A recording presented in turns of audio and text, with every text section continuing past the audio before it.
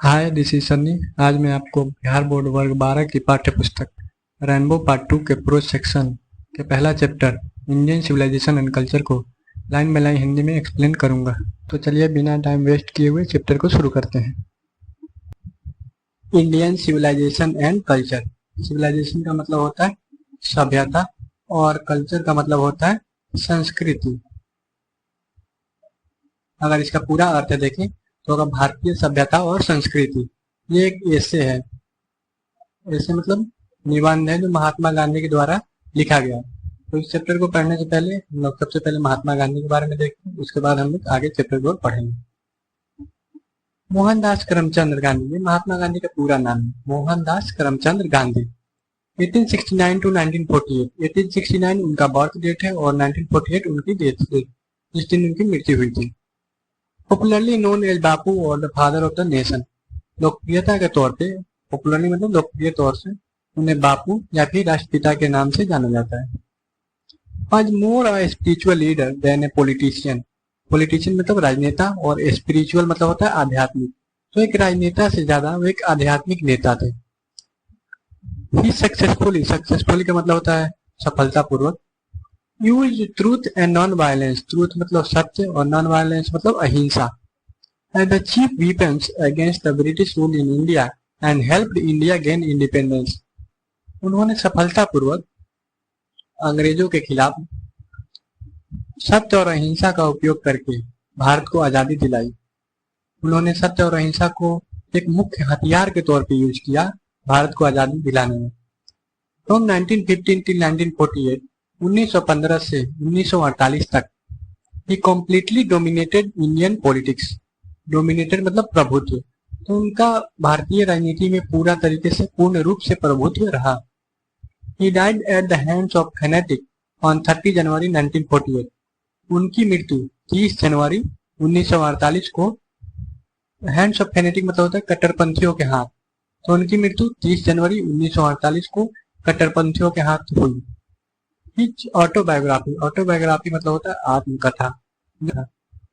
My experiment with truth, सत्य के साथ मेरा प्रयोग। एंड द न्यूमेरस, न्यूमेरस मतलब होता है अनेक, articles that he wrote for young India, young India का एक पत्रिका हुआ करती थी, जैसे आजकल दैनिक जागरण होती है, तो ये सब पत्रिका वैसे ही आजादी के समय यंग इंडिया नाम की एक पत्रिका हुआ करती थी। And the speeches that he delivered on different occasions, occasions मतलब अवसर, reveal him not only as an original thinker but also a great master of chaste idiomatic English.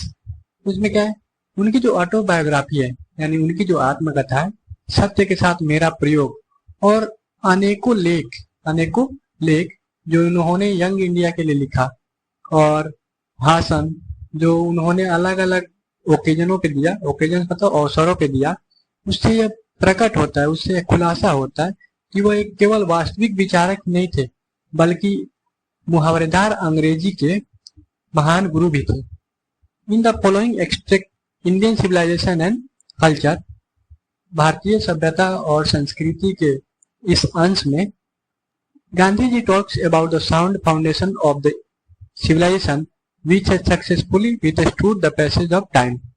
Gandhi ji इस भारतीय सभ्यता, इंडियन सिविलाइजेशन, इसके बारे में बात करते हैं, उसकी उस अडिग नींव के बारे में बात करते हैं जो बीतते समय के साथ भी अडिग रहा, खड़ा रहा।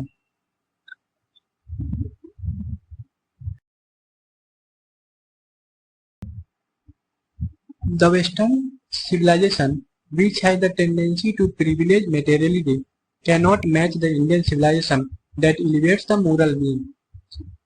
पश्चिमी सभ्यता की बात करें तो गांधी जी बताते हैं कि जो पश्चिमी सभ्यता है उसकी एक टेंडेंसी है, उसकी एक प्रवृत्ति है, वो भौतिकवाद को बढ़ावा देती है, भौतिक विचारों पर ज्यादा जोर देती है, तो ये दोनों एक दूसरे से मैच नहीं कर सकती।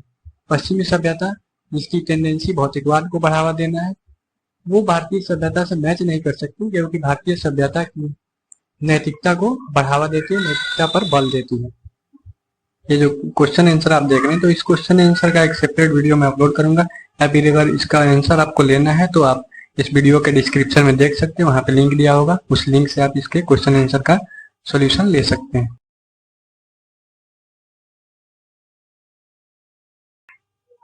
अब यहाँ से कहानी शुरू होती है। इंडियन सिविलाइजेशन एंड कल्चर, भारतीय सभ्यता और संस्कृति। पैराग्राफ में दिया हुआ है तो सभी पैराग्राफ को एक एक करके हम लोग देखेंगे। Paragraph number 1, I believe that the civilization India has evolved is not to be beaten in the world. Gandhi ji बताते हैं कि मैं ये मानता हूँ, मैं विश्वास रखता हूँ कि जो भारतीय सभ्यता जिस तरीके से विकसित हुई है, इवॉल्व मतलब उभर के आया, विकसित होना, जिस तरीके से विकसित हुई है उसे दुनिया में कहीं भी हराया नहीं जा सकता, दुनिया में उसे पराजित नहीं किया जा सकता। Nothing can equal the seeds sown by our ancestors. Ancestors मतलब होते हैं पूर्वज। तो गांधी जी बताते हैं कि हमारे पूर्वजों द्वारा जो बीज बोई गई है, जिस तरीके की बीज बोई गई है, उसकी बराबरी कोई नहीं कर सकता। हमारे पूर्वजों ने जिस तरीके से हमारे सभ्यता को, हमारी संस्कृति को विकसित किया है, उसकी बराबरी नहीं किया जा सकता। रोम वेंट, यानी जो रोम की सभ्यता थी वो खत्म हो गई। Greece share the same fate, Greece share the same fate, यानी जो ग्रीस है उसका भी वही भाग्य था। जैसे कि रोम की सभ्यता खत्म हो गई, वैसे ही ग्रीस की भी सभ्यता खत्म हो गई। The might of the Feroz was broken. Feroz मतलब इजिप्ट के एंशियंट रूलर होते। फेरोज का मतलब होता है एंशियंट रूलर ऑफ इजिप्ट, यानी इजिप्ट के जो एंशियंट रूलर थे उनकी जो पावर थी वो भी धीरे धीरे छिन्न हो गई, खत्म हो गई। Japan has become westernised. अगर जापान की बात करें तो जापान भी पश्चिमीकृत हो गया था, क्योंकि जापान की अपनी जो सभ्यता है वो खत्म हो गई और वहां पे भी पश्चिमी सभ्यता हावी हो गया था। और China, nothing can be said. China की बात करें तो चाइना के बारे में कुछ नहीं कहा जा सकता। But India is still somehow or other sound at the foundation. लेकिन अगर इंडिया की बात करें तो इंडिया कैसे भी किसी भी तरह से अपनी नींव पर अडिग रहा, अपनी नींव पर खड़ा रहा।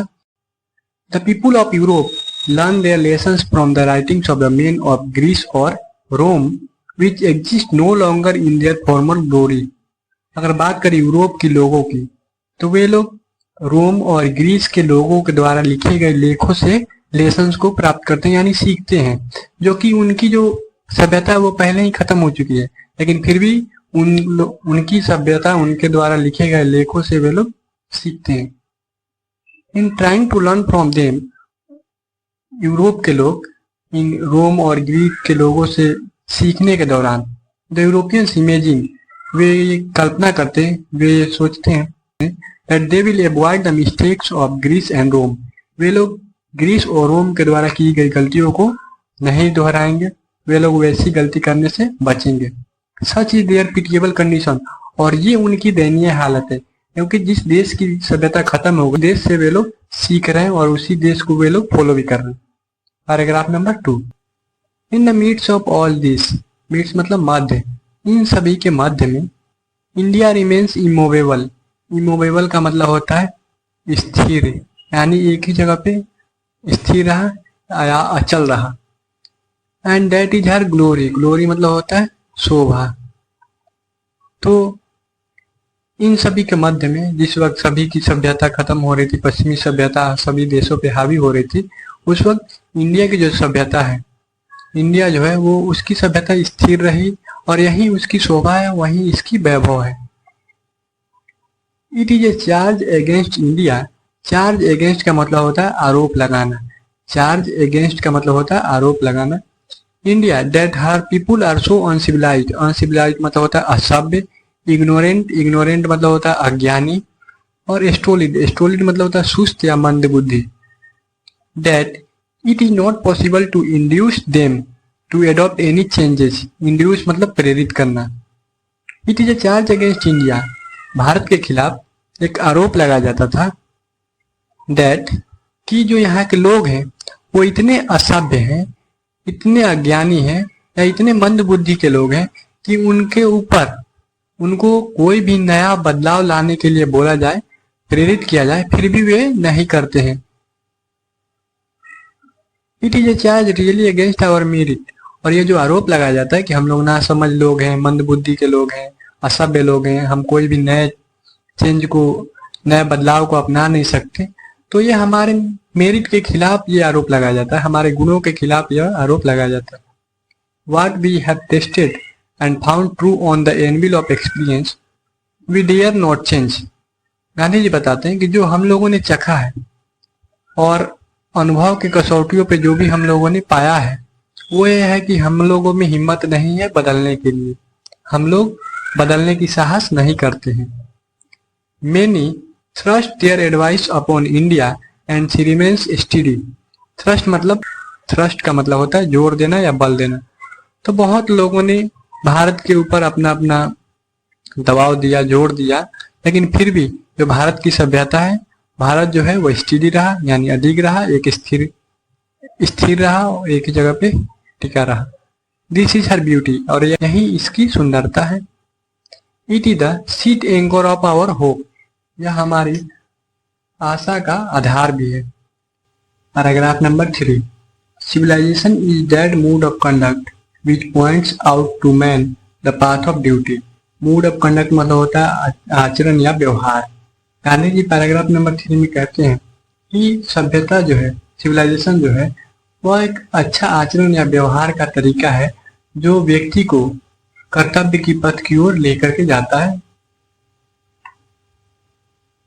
Performance of duty and observance of morality are convertible terms. Convertible मतलब होता है बदलने या परिवर्तन योग्य। तो गांधी जी बताते हैं कर्तव्य पालन, परफॉर्मेंस ऑफ ड्यूटी यानी कर्तव्य पालन, और ऑब्जर्वेंस ऑफ मोरालिटी नैतिकता का पालन, ये दोनों एक दूसरे में बदलने योग्य है, परिवर्तन योग्य।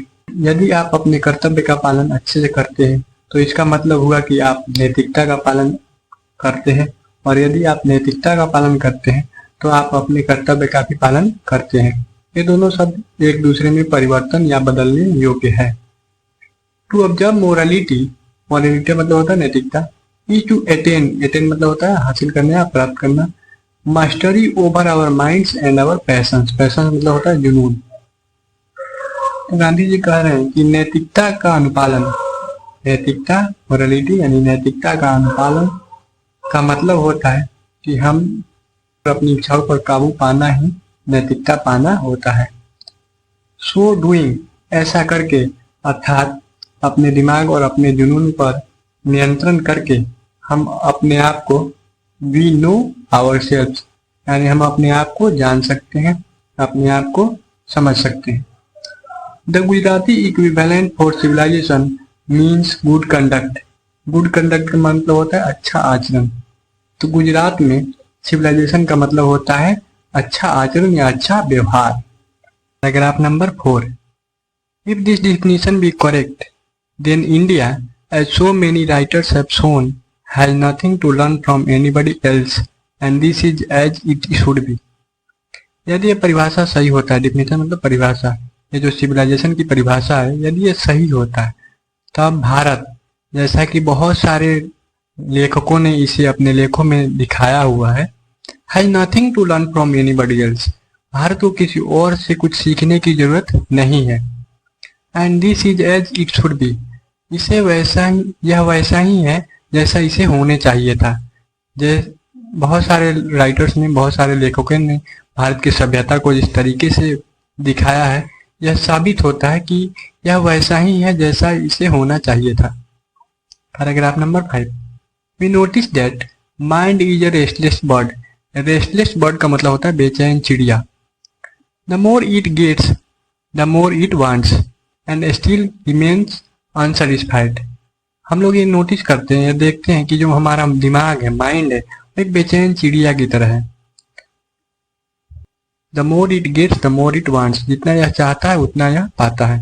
एंड स्टिल रिमेन्स अनसेटिस्फाइड, फिर भी यह अनसेटिस्फाइड रहता है या अनसंतुष्ट रहता है, अनसंतुष्ट रहता है। The more we indulge in our passion the more unbridled they become. जितना ही ज्यादा हम अपने जुनून में लिप्त होते चले जाते हैं, जुनून में लिप्त होते जाते हैं, वो उतना ही बेलगाम होते चला जाता है। Our ancestors therefore set a limit to our intelligence, इसलिए हमारे पूर्वजों ने हमारी जो अति भोग है, आसक्ति है, उसके लिए एक लिमिट बना करके रखा है, एक सीमा तय करके रखा हुआ है। They saw that happiness was largely a mental condition. हमारे पूर्वजों ने यह भी देखा कि जो हैप्पीनेस होती है, जो खुशी होती है, एक मेंटल कंडीशन होती है, मानसिक स्थिति होती है। Paragraph number 6। A man is not necessarily happy because he is rich or unhappy because he is poor. जरूरी नहीं कि एक व्यक्ति यदि धनी मनी हो, रिच मतलब धनी मनी हो, तो अवश्य ही वो खुश रहेगा, और वह अगर गरीब है तो दुखी रहेगा। ऐसा जरूरी नहीं होता है। The rich are often seen to be unhappy. जो रिच लोग होते हैं, जो धनी मनी लोग होते हैं, वो अक्सर नाखुश दिखाई देते हैं। The poor to be happy. और जो गरीब लोग होते हैं वे अक्सर खुश दिखाई पड़ते हैं, खुश होते हैं। Millions will always remain poor. Millions जो लाखों लोग हैं वो हमेशा गरीब ही रहेंगे। Observing all this, इन सभी को देखते हुए, our ancestors, हमारे जो पूर्वज हैं, dissuaded us from luxuries and pleasures. हमें आराम और आनंद के जीवन से अलग रखा है, हमें दूर रखा है। We have managed with the same kind of law as existed thousands of years ago. हम लोगों ने वही प्लॉ के साथ काम चलाना सीखा जो हजारों वर्ष पहले जिसका उपयोग किया जाता था। सेम उसी हल के साथ हम लोग our indigenous education remains the same as before. Retain मतलब बनाए रखा। हमने उसी प्रकार की झोपड़ियाँ, कॉटेज मतलब होती है झोपड़ियाँ, हमने उसी प्रकार की झोपड़ियाँ बनाए रखा जो हमारे पूर्व समय में हुआ करती थी। और हमारा जो स्वदेशी, इंडिजिनियस मतलब होता है स्वदेशी, एजुकेशन मतलब शिक्षा, जो हमारा स्वदेशी शिक्षा है वो भी वैसा ही बना रहा है जैसा कि पहले हुआ करता था। We had no system of life corroding competition. Life corroding competition का मतलब है जीवन को नष्ट करने वाली प्रतियोगिता। तो गांधी जी बता रहे हैं कि हमारे पास जीवन को नष्ट करने वाली ऐसी कोई प्रतियोगिता नहीं थी। Each followed his own occupation. Occupation मतलब होता है पेशा, और ट्रेड का मतलब होता है व्यापार, and charge regular wage. Gandhi ji बताते हैं कि प्रत्येक लोग अपने अपने पेशा को फॉलो करते थे, अपने व्यापार को फॉलो करते थे, और उनका जो नियमित वेतन हुआ करता था उसको लेकर के वे लोग खुश रहते थे। It was not that we did not know how to invent machinery. ऐसा नहीं था कि हम लोग मशीन का आविष्कार करना नहीं जानते थे। But our forefathers knew that. लेकिन हमारे जो फोरफादर यानी पूर्वज जो हैं वो ये जानते थे that if we set our hearts after such things we would become slaves and lose our moral fibers. Slaves का मतलब होता है गुलाम, और moral fibers का मतलब होता है नैतिक बल। तो ऐसा नहीं था कि हम लोग मशीन का आविष्कार करना नहीं जानते थे, लेकिन जो हमारे फोरफादर्स थे, जो हमारे पूर्वज थे, वे जानते थे कि अगर हम लोग मशीनों के पीछे भागेंगे तो हम लोग उसके गुलाम बन जाएंगे और हम अपनी नैतिक बल को खो देंगे। Therefore, after due deliberation मतलब होता है विचार विमर्श, इसलिए हमारे पूर्वजों ने बहुत विचार विमर्श करने के बाद डिसाइडेड दैट, यह निर्णय लिया कि that we should do only what we could with our hands and feet. हमें वही करनी चाहिए जो हम अपने हाथ और पैर से कर सकते हैं। They saw that, उन्होंने ये भी देखा कि our real happiness and health consisted in a proper use of our hands and feet. हमारे पूर्वजों ने ये भी देखा कि जो वास्तविक खुशी है, जो एक अच्छा हेल्थ है, वो हमारे हाथ और पैर के उपयोग करने में ही निहित है, उसी में। Paragraph number 7। The further reason that large cities were snare मतलब होता है जाल या फंदा, and useless encumbrance का मतलब होता है भार या बोझ, and that people would not be happy in them, that there would be gangs of thieves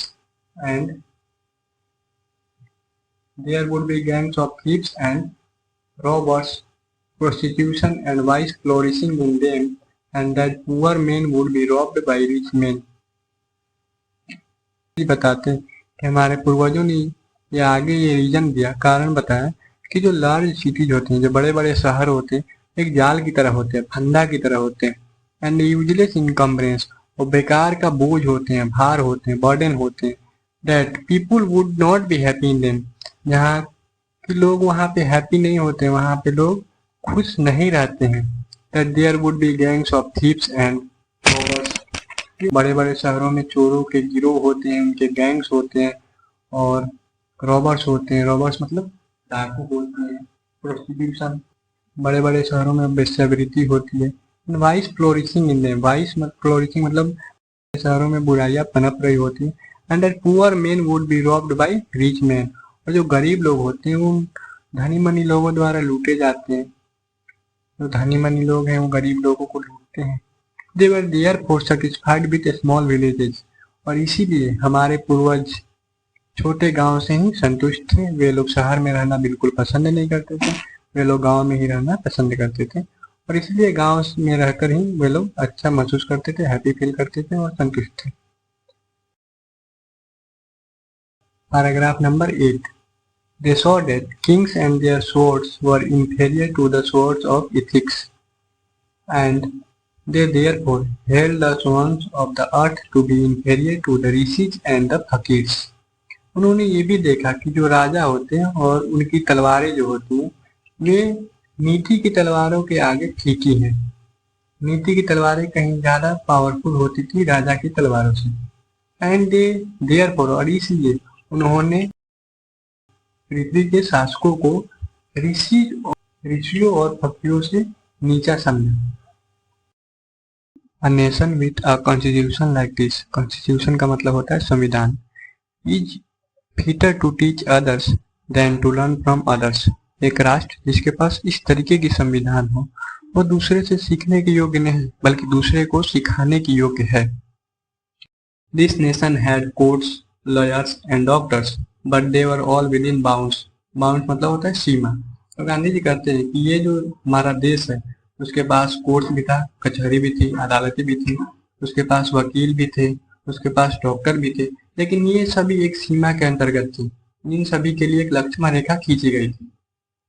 Everybody knew that these professions were not particularly superior. सभी लोग जानते थे, हमारे देश के सभी लोग इस बात से संतुष्ट थे, ये जो पेशा है, ये जो डॉक्टर है, ये वकीली की पेशा है, ये उतना अच्छा नहीं है, इसे अच्छा नहीं माना जाता था। मोरओवर, इसके अतिरिक्त these वकील्स and bailiffs did not rob people. They were considered people's dependent, not their masters. इसके अतिरिक्त ये जो वकील्स होते थे और ये जो बेल्स होते थे ये लोगों को लूटते नहीं थे, ये लोग लोगों के ऊपर निर्भर माने जाते थे, ये लोग लोगों के गुरु नहीं थे बल्कि उनके सेवक थे। जस्टिस वाज टॉलरेबली फेयर, अगर न्याय की बात की जाए तो ये मिला जुला कर न्याय ठीक था। The ordinary rule was to avoid courts, और साधारण नियम यह था कि लोग कोर्ट जाने से बचते थे, जो भी समस्याएं होती थी वो आपस में बैठ करके सुलझा लिया करते थे। There were no touts, touts मतलब होता है दलाल, टू ल्यूर, ल्यूर मतलब होता है फंसाना, people into them, there were no touts to lure people into them. उस वक्त ऐसा कोई दलाल नहीं हुआ करते थे जो लोगों को कोर्ट के चक्कर में फंसाए। This evil too was noticeably only in and around capitals, ये जो लूटने वाली ये बुराइयां थी ये सभी बुराइयां शहर और उसके आसपास में ही दिखती थी और ये होती थी। The common people lived independently and followed there agricultural occupation, तो साधारण लोग हैं वे स्वतंत्र रहते थे और वे अपनी पेशा खेती बाड़ी की जो भी पेशा होती थी उसको एकदम स्वतंत्रता के साथ करते रहते थे। दे इंजॉयड ट्रू होम रूल, और कॉमन पीपुल जो साधारण लोग थे वे ट्रू होम रूल को भी इंजॉय करते थे।